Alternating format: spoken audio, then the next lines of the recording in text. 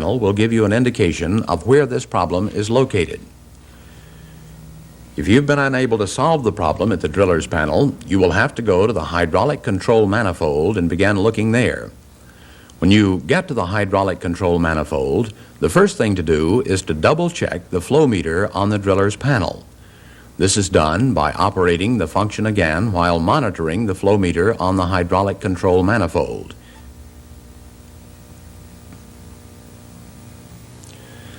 It is possible for the impulse unit which sends the flow meter signal to the driller's panel to malfunction. A faulty circuit or a bad impulse unit might keep the flow meter on the driller's panel from working even though fluid was actually flowing through the system. Another way to check for a bad flow meter is the regulator gauge for that function. You can always tell whether or not a function operates by watching the regulator pressure after you push the button to operate the function. If the pressure falls 300 to 500 psi after the button is pushed and then comes back up after the time required to operate the function, then you will know the function has been performed regardless of flow meter action. Next, check the air regulator and the electrical supply to make sure that the proper energy is getting to the hydraulic control manifold. Check the fluid level in the tanks and check the pumps and their pressure switches to make certain they are in the proper operating condition.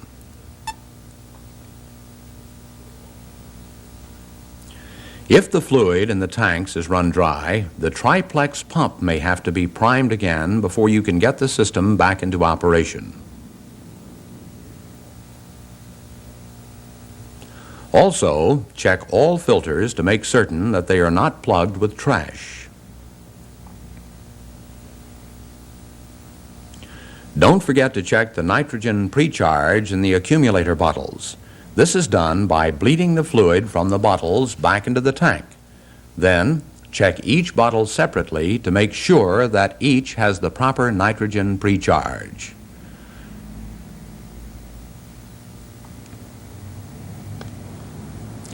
Next, we will give you some troubleshooting hints for what to do if the valve on the hydraulic control manifold fails to shift when the button on the driller's panel is pushed.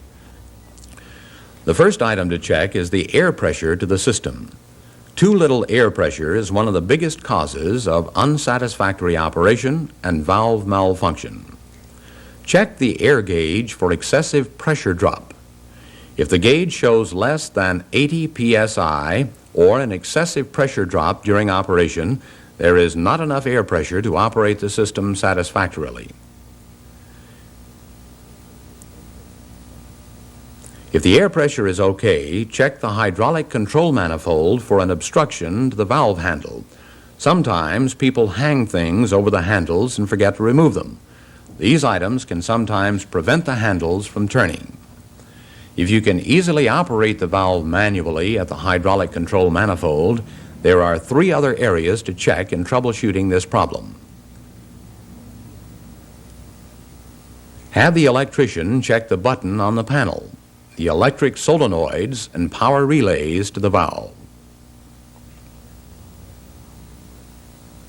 Check the valve itself to make certain that it is not faulty. The best way to do this is to simply replace the entire valve body assembly. If the function then works properly, you will know that the valve needs to be repaired. If a plugged pilot or main fluid line is preventing a function from being performed, the only way to solve the problem is to disconnect the hose at the pod and flush the line with clean fluid. If there is a bad SPM valve preventing a function from operating, the only solution for this problem is to pull the pod and replace the valve. Always be certain that you use the schematic in the subsea manual to locate the correct SPM valve before making any repairs. It's always better to double-check to be sure you are replacing the correct valve rather than to run the pod back down and then discover that you replaced the wrong one by mistake.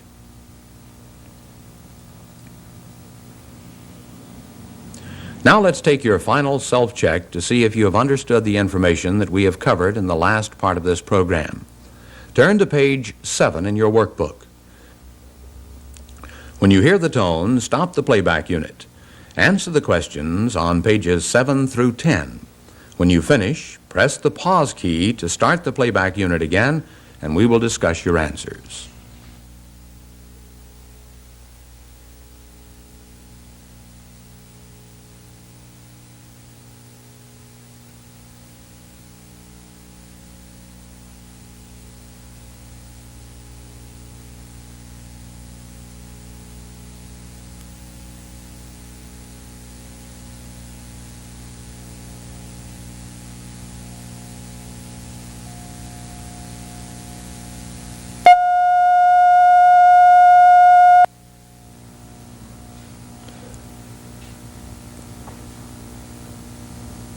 Now let's check your answers.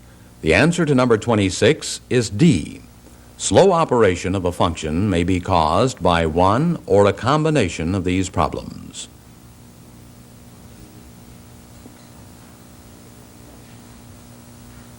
For number 27, you should have placed an X by C. All of the other items should be checked when troubleshooting for slow function reaction time.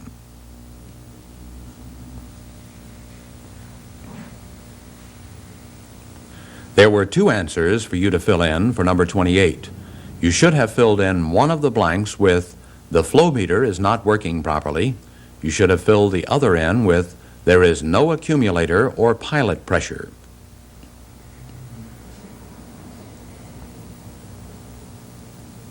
Number 29.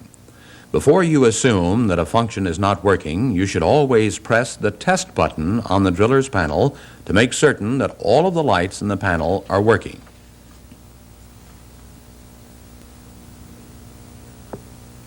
The answer for number 30 is A, gauges.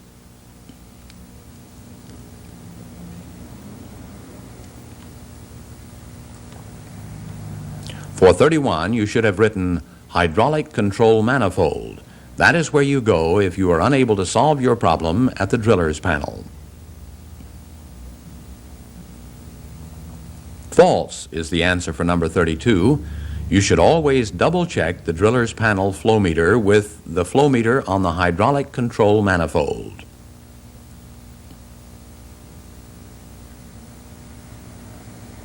The answer for number 33 is B.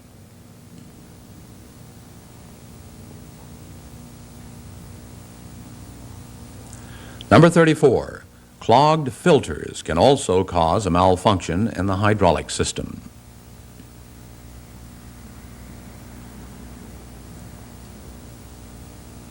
You should have answered number 35 as true. You must bleed the fluid pressure from the accumulators before you can check the nitrogen precharge.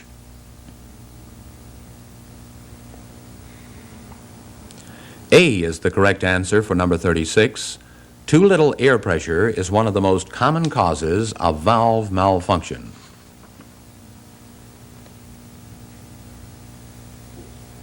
Number 37 is D.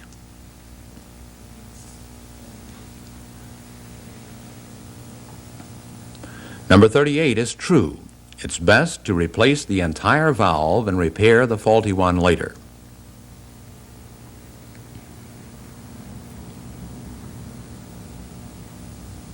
Number 39, the only way to deal with a plugged pilot or main fluid line is to disconnect the hose at the pod and flush the line with clean fluid.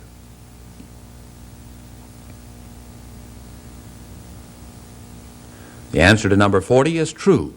Always remember to use the schematic to locate the correct valve before beginning any repairs.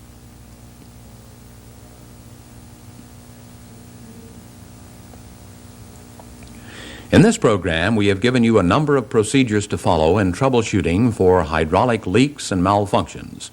This information, along with your subsea manual, should enable you to troubleshoot the most frequent leak and malfunction problems that arise in the system. It should be pointed out that a regular maintenance program will eliminate many of your problems before they occur. If you keep the system clean, the equipment in good repair, and perform the maintenance procedures as outlined in the subsea manual, your Koomey hydraulic control system will provide you with many years of trouble-free, dependable service. In closing, we would like to remind you that Koomey engineers and service personnel are available 24 hours a day anywhere in the world. At Koomey, we build the best. There is no equal.